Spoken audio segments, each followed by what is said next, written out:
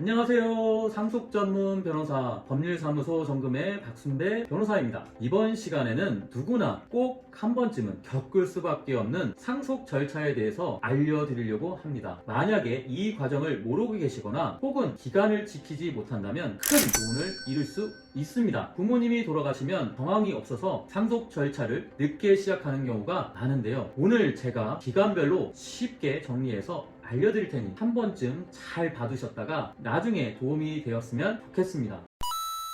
자, 첫 번째, 부모님이 돌아가시면 1개월 이내로 무조건 사망 신고를 해야 합니다. 이 기간이 넘겨도 소액의 과태료만 나오기 때문에 몇 년씩 안 하고 계시는 분들이 많아요. 하지만 상속 절차를 밟기 위해서는 꼭 1개월 내에 하셔야 합니다. 자, 다음으로는 부모님의 재산 관계를 한 번에 알 수 있는 안심상속 원스톱 서비스를 신청하세요. 사망 신고를 한 다음에 최대한 빨리 가셔야 합니다. 이 과정이 꼭 있어야 원만하게 상속 과정을 밟을 수 있습니다. 안심상속 원스톱 서비스는 가까운 구청에 신청하시면 되고, 부동산 같은 경우에는 2주, 예금 같은 경우에는 4주 정도가 소요됩니다. 마지막으로 부모님이 남겨두신 유언을 가정법원에 가셔서 검인 신청을 하셔야 합니다. 유언 검인은 꼭 한 달 안에 해야 하는 것은 아니지만 다음 절차를 위해서는 사망 신고 후 최대한 빨리 이루어지는 것이 좋습니다. 여기까지가 부모님이 돌아가신 후 1개월 내에 해야 하는 것들입니다. 이렇게 많은 것을 한 달 안에 정리해야 하는 이유는 바로 부모님이 돌아가시고 나서 3개월 이내에 상속 포기 혹은 한정 승인 절차를 밟아야 하는데, 그 과정 앞에 말씀드린 서류들이 필요하기 때문입니다. 자,